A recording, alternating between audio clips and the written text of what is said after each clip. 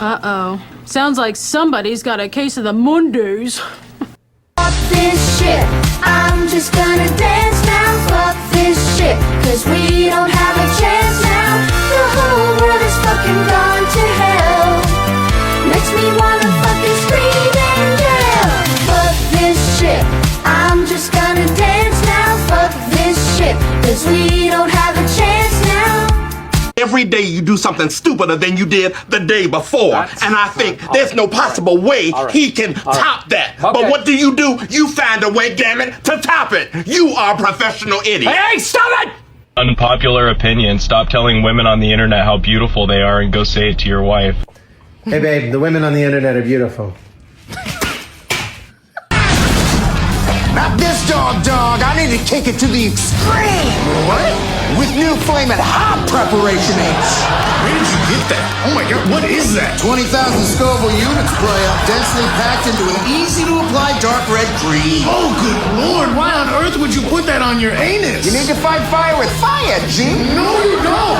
Stuart, that is a horrible idea, man. Ah, dog, it's science. Most creams shrink the irritation with a cooling effect. But you need to exhaust the fuel, Chief. Only Flamin' Hot packs the inflammatory punch to achieve. Oh, Stuart, come on, you're scaring me, man. Help me spread it around. I'm not touching that. I'll just be 1 more minute, please. Wow. Hang in there, Stuart. I'm gonna call 911. This was a mistake. Gay? I'm not gay. The fuck are you talking about? Of course you are. No, I'm not. Why would you think I was gay? You ever hear yourself talk, Peter? You're gay. What are you talking about? This is how I talk. Peter, you got nothing to be ashamed about. The whole family supports you. Excuse me, the whole family? Of course, we've known since you were a little kid. Come on. Uncle Cheech, I'm not gay. Seriously? Yes, seriously. Why are you getting upset? Well, for years I've been telling the guys at the club that I have a gay nephew. Now I find out it's all bullshit. How do you think that makes me look? How does that make you look? Yeah, the whole family's taken as a source of pride that we have a gay. Now, is anything wrong with you not being gay? I'm just saying, if you were, which apparently you're not, we'd have all been very fucking supportive. I'm sorry? You know, I thought we had a cultured, progressive family, and now I find out he's what, some straight fucking white guy? Uncle G. And I come to you for fashion advice? Get the fuck out of my sight. Disgraziato. Turn those cameras off right now. Shut that fucking thing off. You know he's gonna break your mother's heart, right? Everything you say can and will be held against you. Boobs. Working is a very hard, soul-numbing, and joyless experience, son. Gosh, thanks for preparing me for the future, Dad. You're the best. If I can make sure you're ready for the dead-end bleakness of adulthood, then I've done my job. Welcome to hell, motherfucker!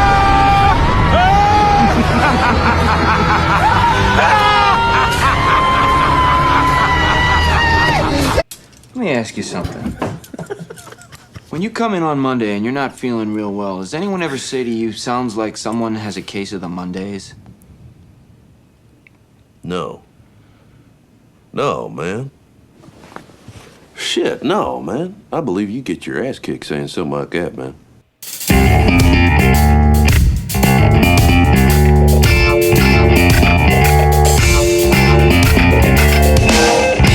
From Filthy Martini Studios in Ontario, California, it's the Foobar Show! Hey, what is up, everyone? I am Josie. And I'm Steph. Thank you all so very much for listening into the Foobar Show. Remember to follow, like, and comment on our socials. That's at Foobar Show. That's F-O-O-Bar Show. And listen at FOOBarshow.com.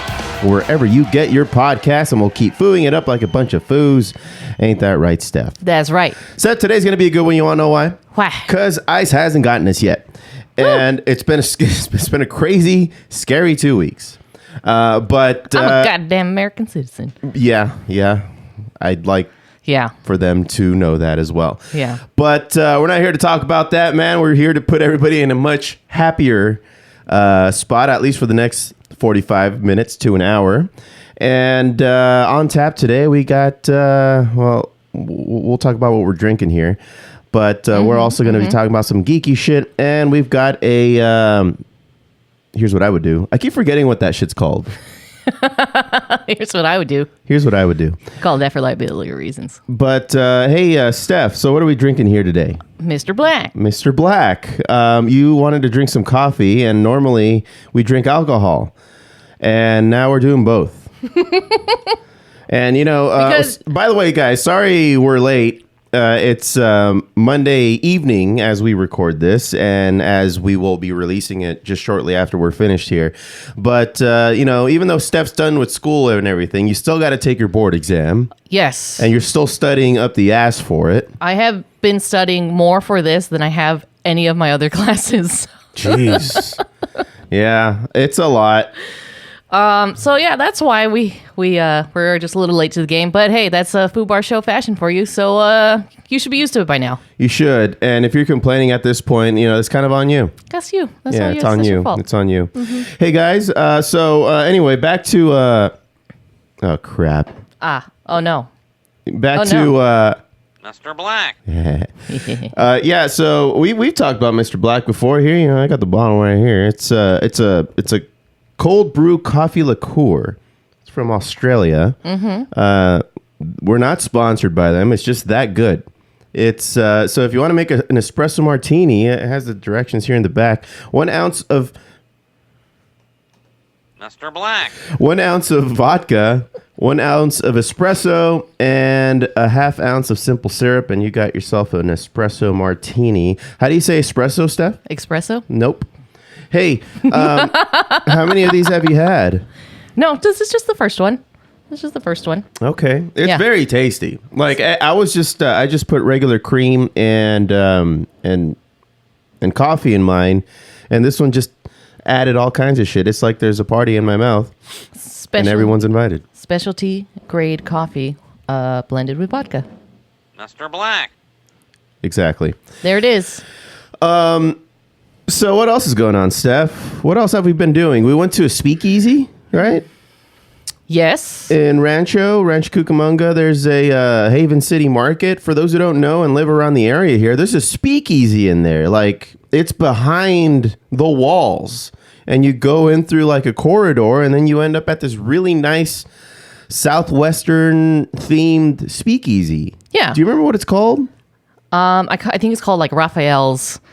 Yeah, sounds right. It's on the calendar, right? I can look it up. When did we go? We went last week after the Taekwondo tournament. So it was Saturday. Yes. So we got drinks at Raphael's Silver Cloud Lounge Club. And so you have to make an appointment.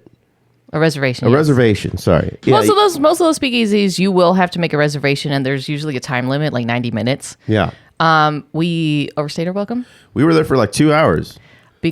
Only because the drinks, they prepared them in a fashion that it takes a while. Took forever. And at minute 85, we placed another order.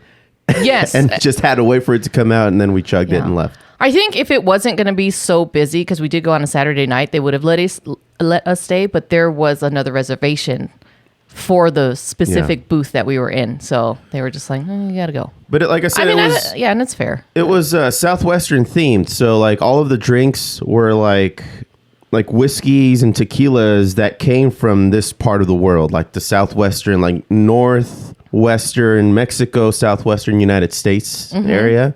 So everything was very much themed that way. Do you remember what your favorite one was? I really enjoyed the penicillin that I got. Penicillin's always good. That's like a classic drink. Mm-hmm.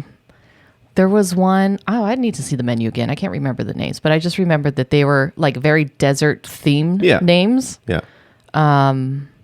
The Unexpected Guru, I think that's what one of them was. That was a mezcal based drink, and I thought that was really good. Yeah, so like if you're in the area, check it out. We've been getting really into going out with our friends Jess and Dan and checking out all these like tiki bars and speakeasies in the local area, and I have not been disappointed yet. Matter of fact, I sent one yesterday to the group chat. No, not the group chat, just everybody individually, about there being like a 90s themed one.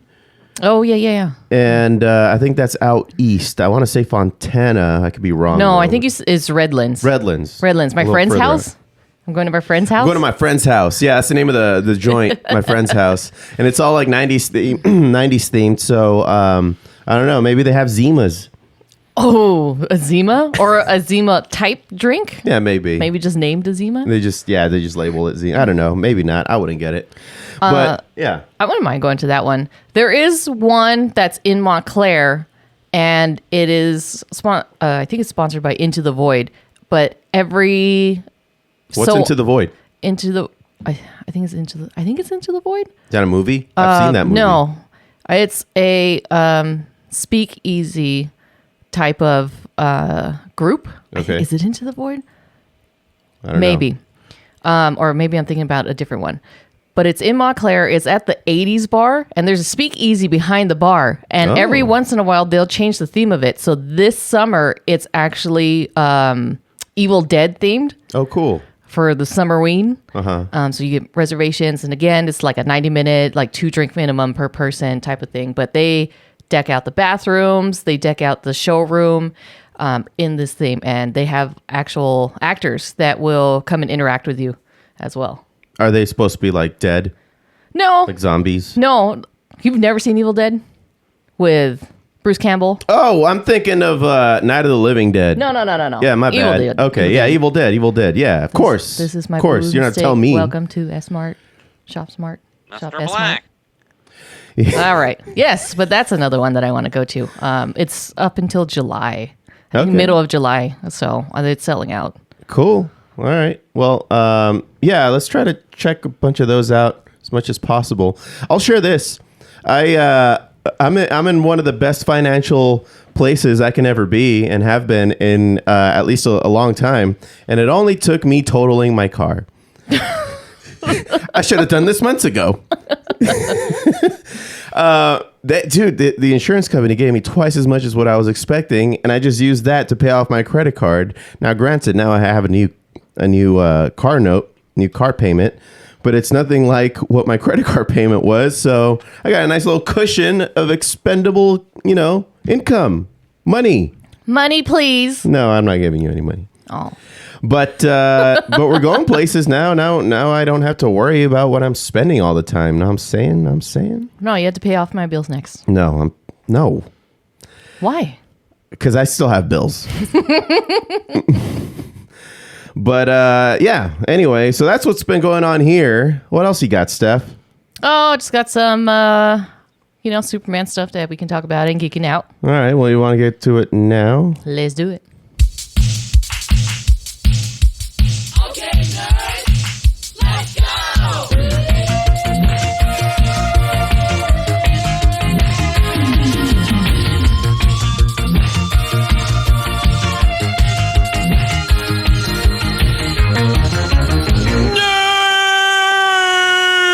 Is it the paper cup to the back of the head, Superman?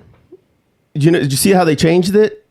No. Do you know what I'm talking about? No, I have no idea what you're talking about. The latest trailers for the Superman movie, the James Gunn Superman movie that have been being showed. That's not a sentence. That have been released. Thanks, Steph. There's this part where like this guy throws a paper cup at the back of Superman's head and he blinks.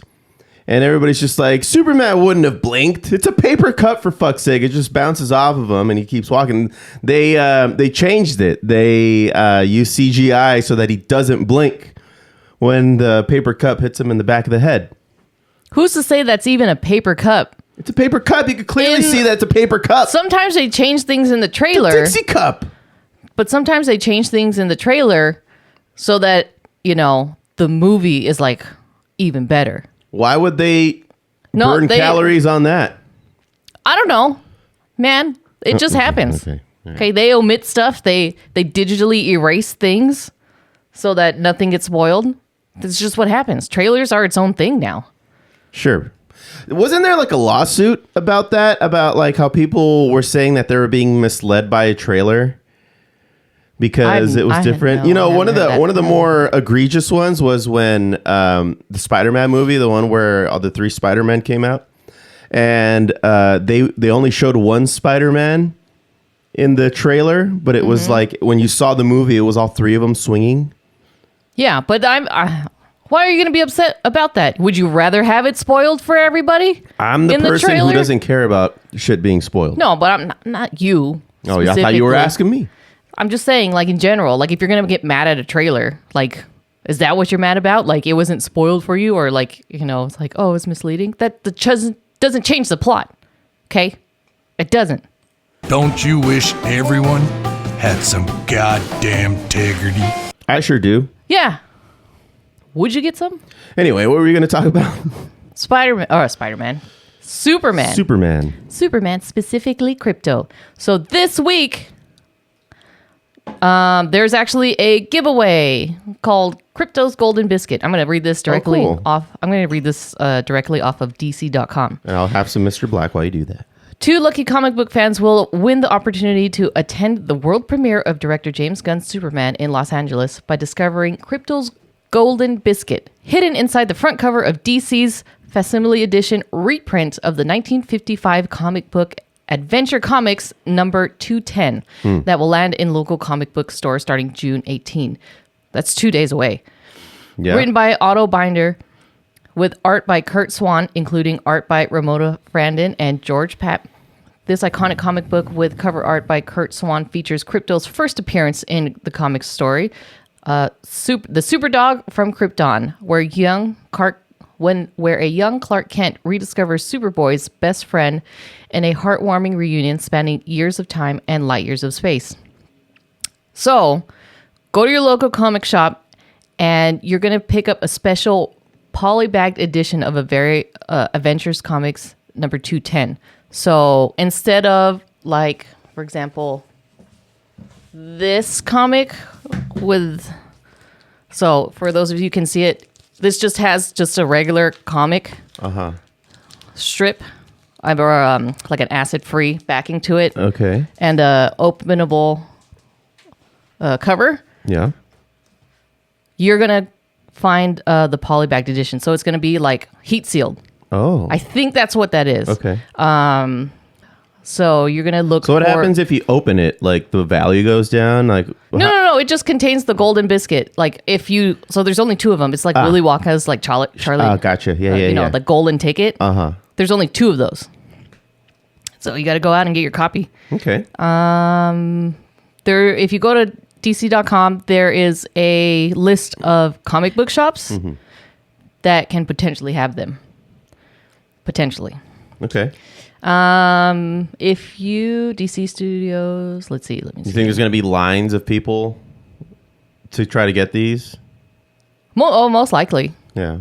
Yeah, especially Superman is, you know, one of the most beloved characters in the DC universe. Sure. Yeah. One of the OGs. But it's Krypto. Come on. Yeah. Yeah. Well, didn't you? You were talking about the popcorn buckets too the other day. Remember? Oh yeah. One of them was the actual like dog bowl, where it doesn't seem like it could hold a whole lot of popcorn, but it would make for a decent bowl. Yeah, it's a plastic dog bowl. It says, you know, Superman is promoting the movie. Yeah. The other one was, I think Superman is holding a popcorn bucket, or it's either Superman or Krypto is holding a popcorn bucket. I think Superman. Yeah. I remember. There's a few of them out there. Yeah, a few iterations. It's kind of cool, I thought. But it's not everywhere. You know, all these popcorn buckets that have been coming out, you've been saying you were going to get them, and you never do. I can never find them. I can't find them. I think you have to order them ahead of time, no? Oh, yeah, it is Krypto holding a little popcorn bucket. Oh, it is? That's fucking adorable, dude. That's so cute. That's so cute. So anyway, where am I going to, I don't even know which movie theater sells this. Well, I think you have to, Cinemark. All right. Cinemark sells the Krypto holding the popcorn bucket. There's a regular one that just it's like a circular bin, and it has the Superman logo. You can find those at AMC, Cinemark, Regal, and then Cinemark also has the dog bowl. Oh. Yeah. Okay. Yeah. So where is there the nearest Cinemark? Cinemark? From us? I don't know. Unless it's just an online thing. No. Cinemark is a movie theater. All right. I've never been to one. Oh, there's one in Chino. Okay. So we can drive to one. It's 20 minutes from here. But Superman isn't filmed in IMAX, is it? Yeah, it is. Oh. Well, then why would we want to go there? Maybe because it has. Maybe because it has that. Well, we can check out the movie in IMAX. We were supposed to watch Sinners in IMAX, and we never got to it. Still haven't even seen it. No, because, that Not was... so many good reviews, too. May was very busy for us, just with me finishing school and you doing all your work gigs and everything like that. That's true. That's true. Well, that's why we had to put a couple of weeks in between each episode for the pod. So, I mean, we got to catch up on everything. So, yeah. Soon. Yeah. Cool. So, so I will biscuit, be. Huh? Yeah, I will be somewhere getting that comic book on Wednesday, wherever I'm nearest to at the time. Yeah. Cool. Right on. Rick and Morty has been out now. I think they have like 4, maybe 5 episodes out now. Yeah. We've only seen the first 2 so far, but what do you think, Steph? I like it. I like it. They're really diving deep into like past characters. Yeah. Season 8. I mean, they're getting deep. I found this article on Gizmodo, and they're saying that to them, season 8 feels like a whole new beginning for them because, the new voices, it's kind of like a different tone with the same mentality almost. Mm-hmm. And they're not, they're, like you said, they're kind of expanding outside of just Rick and Morty. Like, for example, the second episode was more about Beth. Beth's other dimension. Beth? The other Beth, right. The badass Beth. And so, let's see. I'll read a little bit of the article here. It says, the world may be dark and confusing, but at least Rick and Morty is finally back. Season 8 comes nearly a year and a half after season 7 wrapped up in late 2023, marking the end of the first outing for new stars Ian Cardone, who plays Rick, and Harry Belden, who plays Morty. Fans couldn't help but spend much of the season 7 listening very closely, searching for clues that the voices behind the show's main characters had changed. But the transition was surprisingly seamless, and season 8 continues that feeling.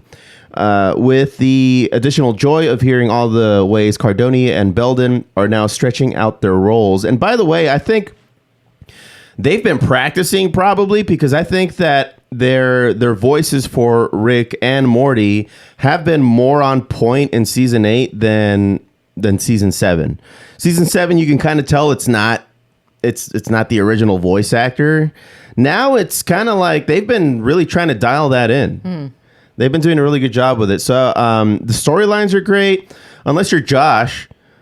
Josh couldn't be bothered. No, because of the voices. He can't stand it. Yeah. What did he say? He said that there's no more storyline, that they ended what they were going to do with evil Morty and everything with that whole saga. It's just like, okay, dude, relax. Take it easy, you douche. Yeah, we're still not watching One Piece, okay? Stop sending me videos. He won't stop. He won't stop. He's all, but if you just watch this one, I swear you're going to watch the whole 30 years. Yeah, you won't be able to stop. I was like, trust me, man. I will be able to stop. Look, Josh, at this point, you're just recapping it for me, so I don't have to watch it. So thanks. Thanks, Josh. Anyway, I've been pleasantly surprised. I am going to catch up and watch the other ones. And if they keep this tone going and the level of creativity like they have been in past seasons, but now with the new voices and the new attitude, I'm still going to watch. So anyway, now it's not, in 2025, would you agree? Maybe Rick and Morty isn't so cutting edge when it comes to animated entertainment. Would you say it still is, or because now it's just, because before it was a big fish in a small pond, like nothing else had that kind of quality. Right. I think at this point it's something we look forward to. Yeah. I mean, it's not going to blow us out of the water like it used to. Because nothing else was out there like that. I mean, like, there really isn't now. If you're going to compare something to Rick and Morty. Rick and Morty is Rick and Morty. Right. But, now we've been getting stuff from even like the MCU with this other dimensions or other worlds and that kind of shit. We've kind of been beat over the head with that with other properties. Right. But, I mean, that all interconnects with like other series. Yeah. But Rick and Morty is its own thing. Yeah, it's Rick and Morty. Yeah. Yeah. You're really watching it for the characters rather than which dimension. You don't have to follow dimensions in Rick and Morty like you Right. have to do with other shows. So I think that's the appeal of it. And then who's to say that the Rick and Morty that we're watching now in season 8 is the same Rick and Morty that that's we were what watching? we're trying to figure out. Yeah, that's and then still kind of so in the second episode, spoiler if you haven't seen it yet, they still don't know who the other Beth is. If she's Rick's actual daughter or if it's, the other one. Or just some other... Or yeah. just the other Beth. Yeah. Because you see both Beths. They interact with each other all the time, but they don't know which is which. Who's the real Beth? We'll never know, probably. I mean, it's one of those things where they'll probably end up solving it at a certain point. Yeah. I'm still waiting for them to fight Cthulhu because that's the one consistent animation in the opening credits that we haven't seen. Did we ever get to see, how also this is one that they continue to keep in that intro where they're running and then Rick he sets his portal to the ground. He jumps in. Morty doesn't get to jump in, instead trips, and then he's about to get eaten by those monsters.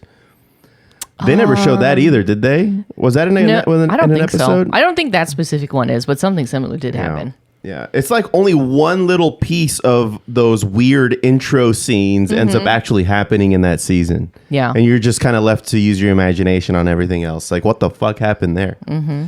But yeah, I'm liking it. For those who aren't, fucking get over yourself. It's good. It's good writing.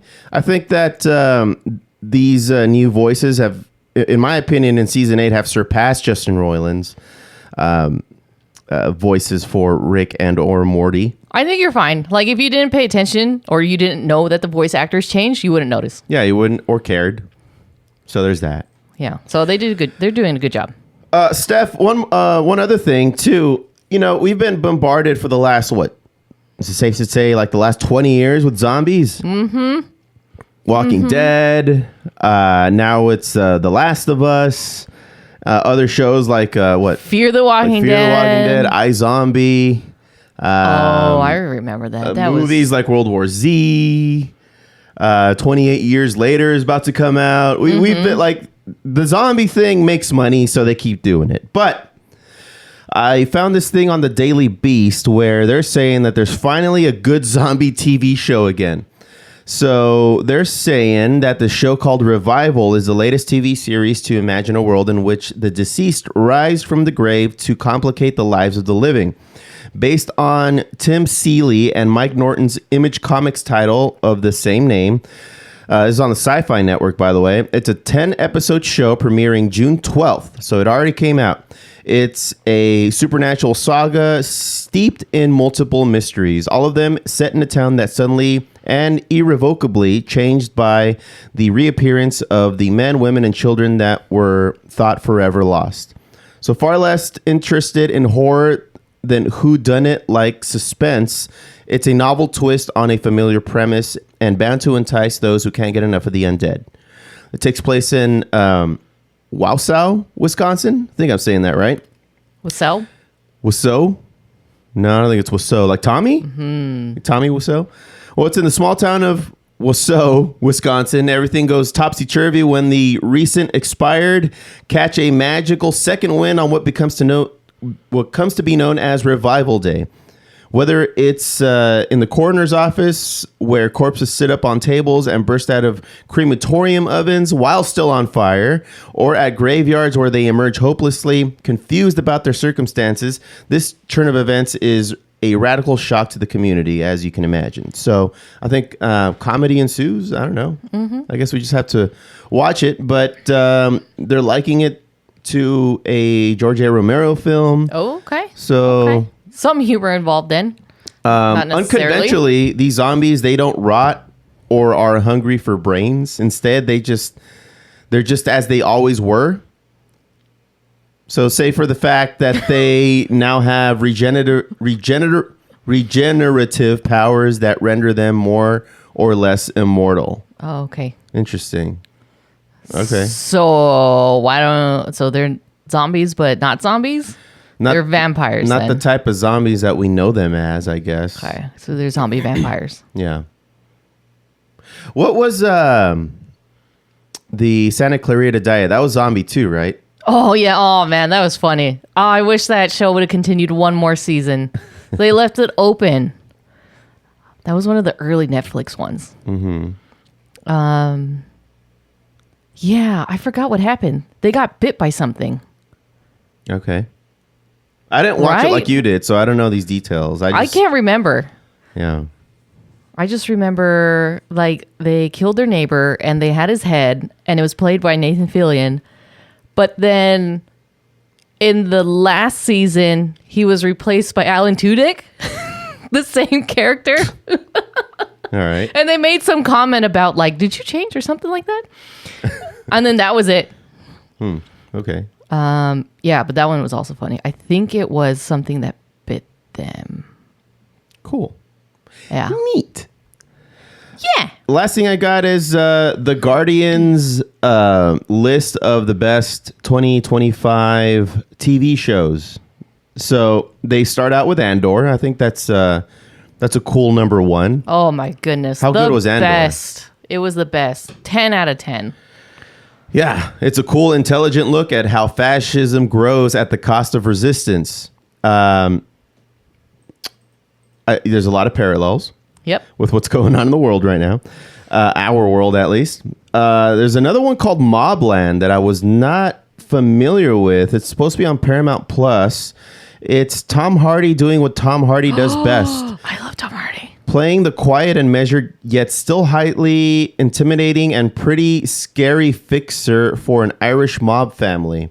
The pacing is sharp and succinct without being breakneck. Very on brand, Guy Ritchie in the best way. Ooh, Guy Ritchie. Okay, we gotta watch that. Do we have Paramount Plus? Yes, because a friend came over and signed in and never signed out. So yes, we have it. There's other one that I've seen but never really cared to click play on. Oh, no. Common Side Effects. You said you didn't like the animation. I don't like the tiny faces. It's off-putting. Yeah. It's Bella Ramsey with a beard. The animated series Common Side Effects is not merely the best thing that I've seen on TV, but one of the best shows I've seen in my life, says this writer.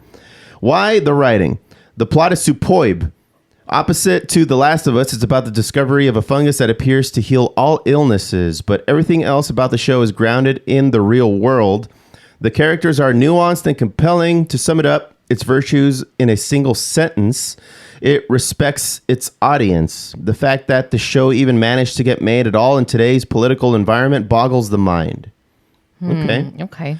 You know that screenshot of the character looking at that blue fungus reminds me of, and this is a drawback, A Scanner Darkly. Do you remember that movie? I do. It's like they filmed the movie and then they traced over it. Yeah, in animation. I think it was Robert Downey Jr. Like almost like a 2.5D type of effect. But that blue fungus on that screenshot reminded me of the blue flower that created those drugs. Yeah. That they had to discover. Oh yeah. So I remember that was a good movie too. Yeah. Next up is Severance. We've been talking about Severance and how great it is, and I'm hoping that they don't write themselves in a corner like Lost did. I don't think they will. I think they've had enough time and they're smarter than that. Hopefully they've learned from other people's mistakes. They can probably tie it together with a final third season, but I think it got approved for 2 more. I think if I'm not mistaken. Yeah. Another one is I've never heard of. It's on Netflix. Department Q.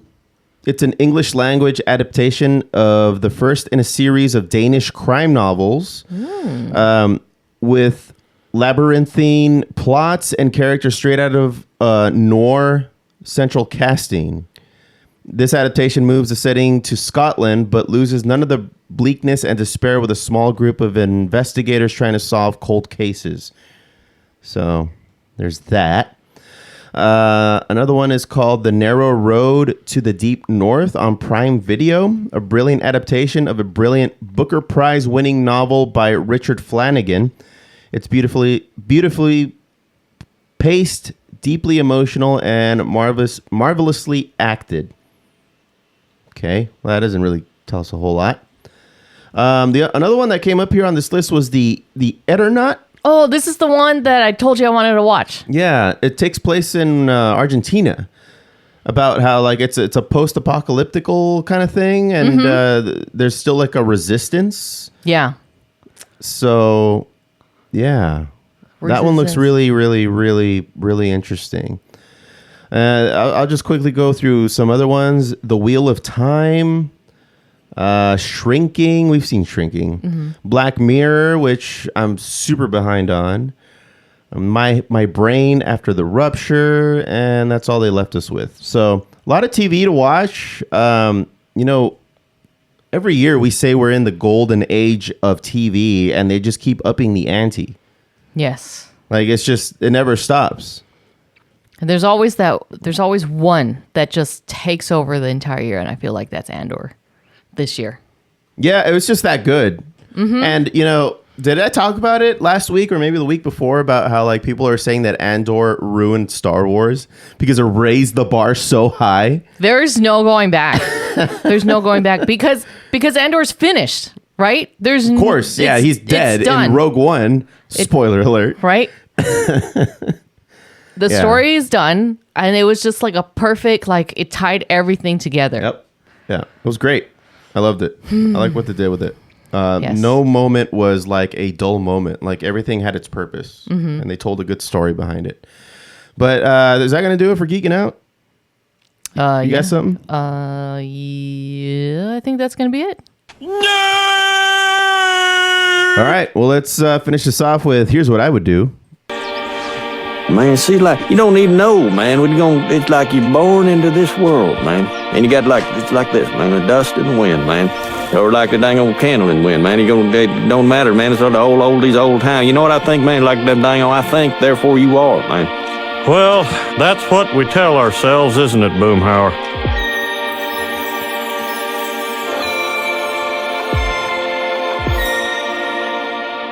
All right. Well, here's another edition of Here's What I Would Do. The segment where we take your questions and queries and we try to answer them in the best way possible, where we can still kind of make fun of you a bit. So remember to send your shit to us, send your issues, your drama to foobarshow@gmail.com. All right, first one. Feeling stuck between cultures. I think we can somehow, at least I can relate probably. Hey, Joe and Steph. I'm 31, female from El Monte. I've been struggling lately with balancing my cultural identity and the life I'm building for myself.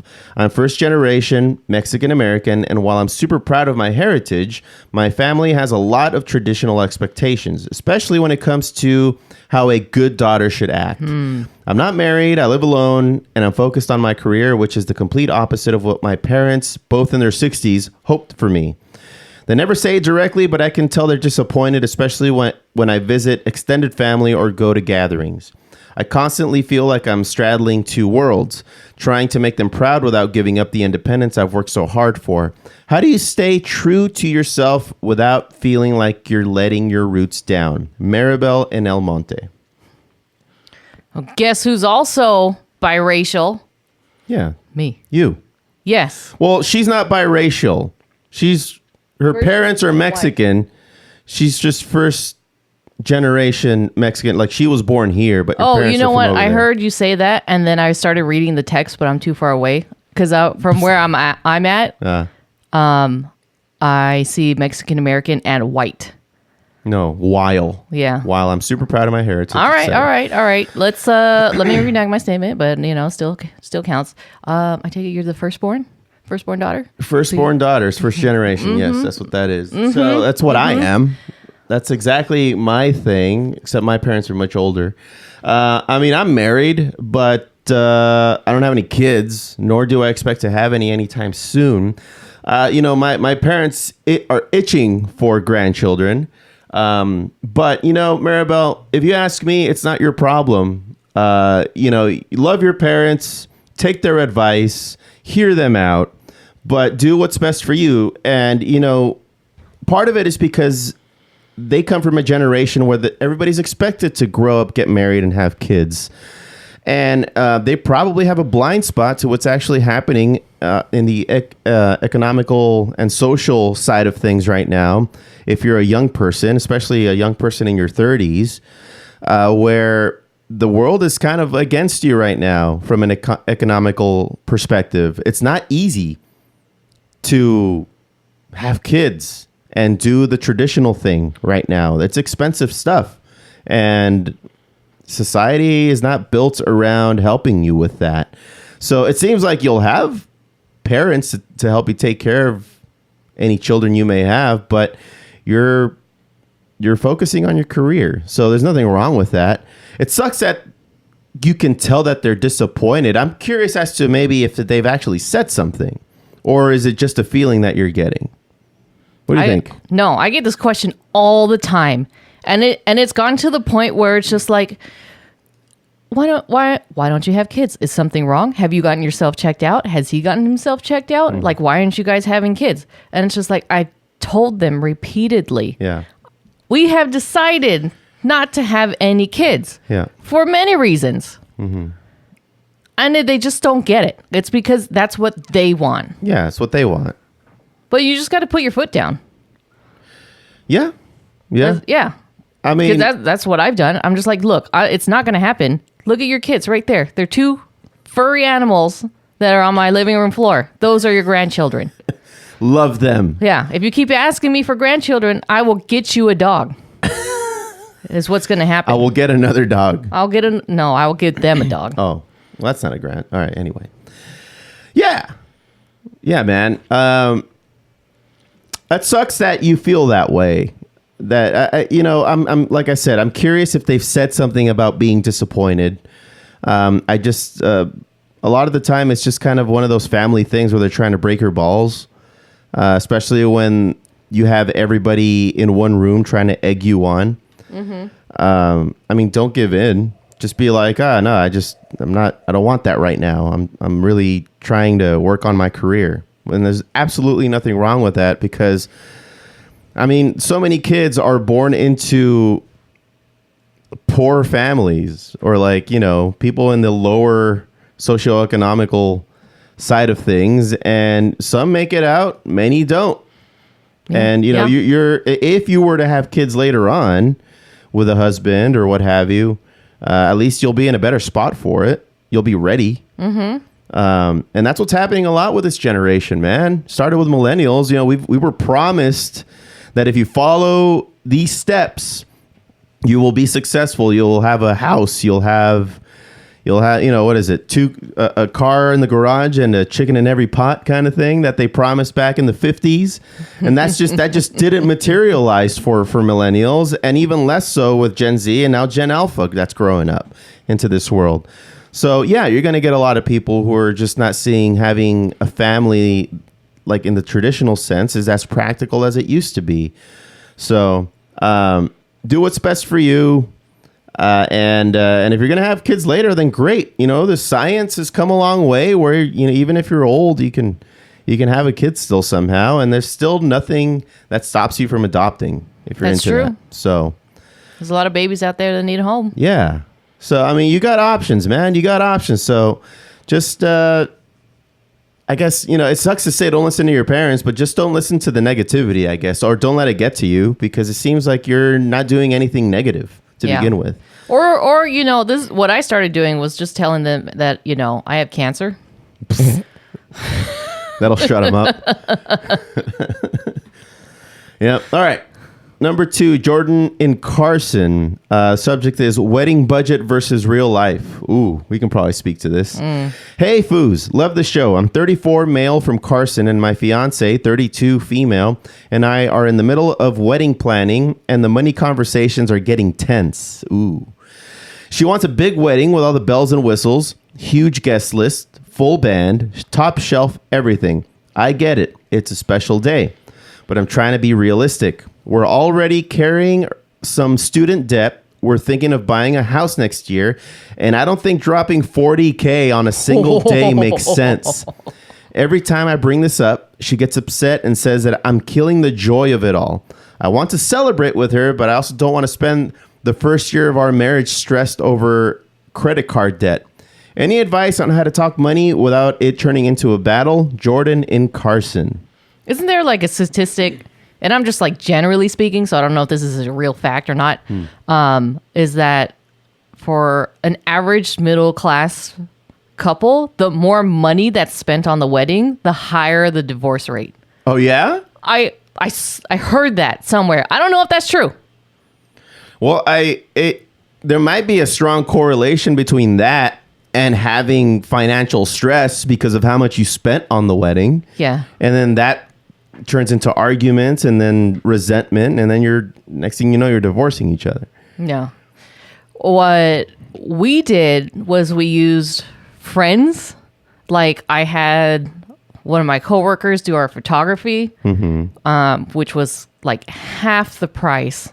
My cousin did the lights and decorations because he owns a media company that sets up like lighting and audiovisual stuff for events. Yeah, we did our own wedding planning, so we didn't have to hire a wedding planner, right? Because that would have been like, I don't know, thousands of dollars for them to just give us a schedule. Yeah. Like we just did everything ourselves. I did my own decorations with the help of the bridesmaids, and we did our own invitations. Yeah. And like we just we found every way to save money with it being a big event. And the event was big, and it was very much a freaking party. But we didn't come anywhere close to 40K because we burned all the calories to try to do all of this in-house. What did we end up spending? It was still a lot. It was still like, what, 12K? Something like that? It ended up being, because I'm throwing the cost of my dress in there, ended up being like just around 15. Yeah. Yeah, you're right. But that was in 2018. Yeah, it's been 7 years since then. Yeah, it's like doubled now. Right. Like it's just doubled. Yeah. Not only that, but we got a discount because it was a weekday. It was a Friday.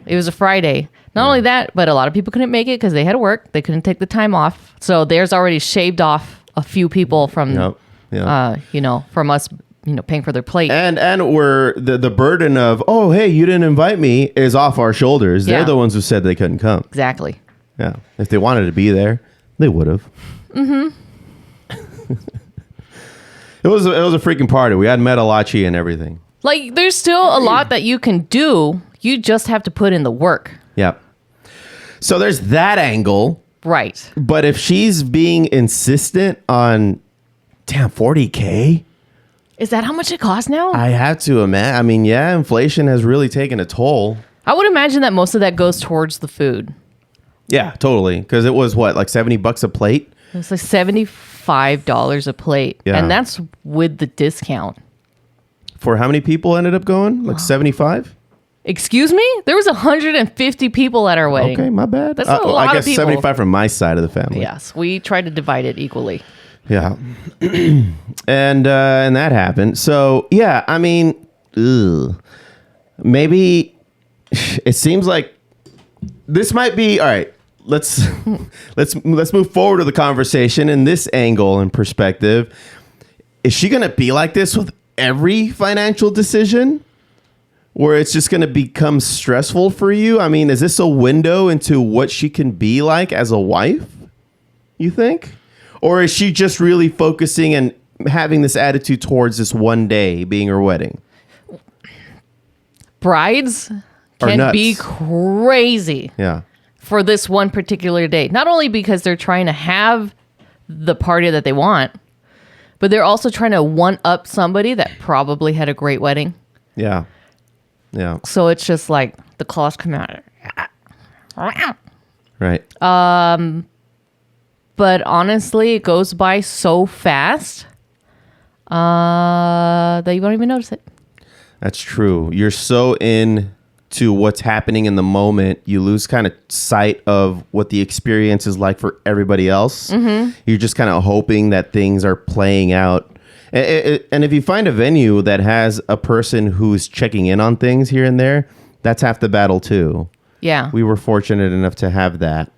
That like gave us a schedule. Now we dictated what happens in that schedule, Mm-hmm. But they're just like, all right, cake happens at this time because that's when the cake's going to be ready. The food happens at this time because that's when the food is coming out of the kitchen. Right. So we didn't have a choice for those kinds of things, but we built it in a way where it was in the schedule. And we just expected things to work out. In the moment, you're not stressing over it because you're just being grabbed in different directions by different family and friends. Yes. Yeah. Here's what I would do. I would just start booking some cheap or less expensive, or start using, like your friends or anything to give you pictures. Somebody's going to make you a cake. Mm-hmm. It can still be very high quality. You just need to cut back. Honestly, $40K. That's a lot of fucking money, man. Like every little thing that you can save money on really adds up. Mm-hmm. You might also have to think about the guest list. $40K? It seems like there's going to be a lot of people there. Or you can leverage the amount of people going and only ask for money gifts. They have that set up. What is it called? The Knot? That website, The Knot? Yeah, there's other websites too, but we use The Knot because that was really popular. And you can just ask for, instead of material gifts, just ask for money. Yeah. There's a way, there's a phrase that what did we use? In lieu of gifts, yeah. Money would be greatly accepted or something like that. Right. And yeah, people gave us money. Mm-hmm. It was easier for them because they didn't have to go out and buy gifts. Yeah, totally. And they could just submit it in the website and it comes to us. Yeah, like but now everybody has Zelle. Right. So they can just send it to you directly. Right. Yeah, that way there's no fee that the Knot is taking from processing the payment. Yeah. Yeah. But that's what we would do. What's your face? That's what we did. What was his name? Jordan and Carson. Good luck, man. Good luck. It seems like you really like her. Obviously, you're marrying her. Yeah. If it works out, invite us to the wedding. I'm still waiting for all these other weddings. All right. Well, that's what we would do. Man, see, you don't even know, man. It's like you're born into this world, man. And you got it's like this, man, the dust and the wind, man. Or like the dang old candle in the wind, man. It don't matter, man. It's all the oldies, old time. You know what I think, man? Like them dang old, I think, therefore you are, man. Well, that's what we tell ourselves, isn't it, Boomhauer?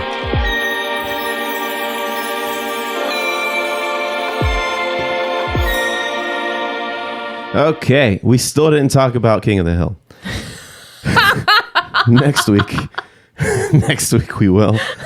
By the way, next week, speaking of next week, we have a special guest on the show, friend of the show, Doug Brody. Yay! Is coming back on the show to talk about his sequel novel to Shelley. The last time that he was on the show, he was on Shelley Murder Mind.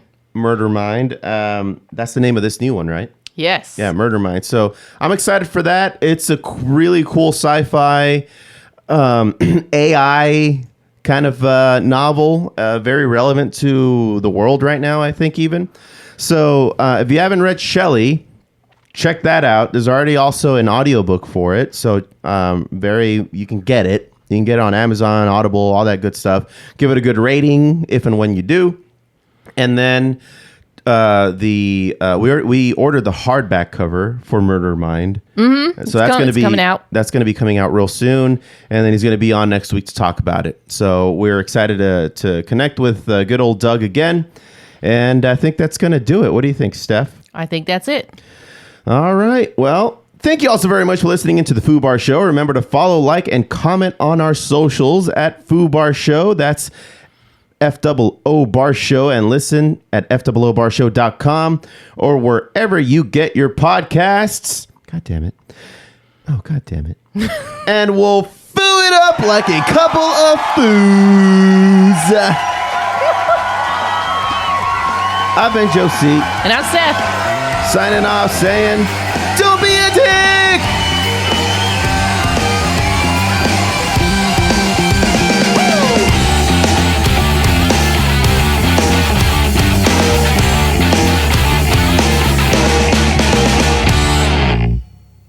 Fuck, man. Thank you, guys.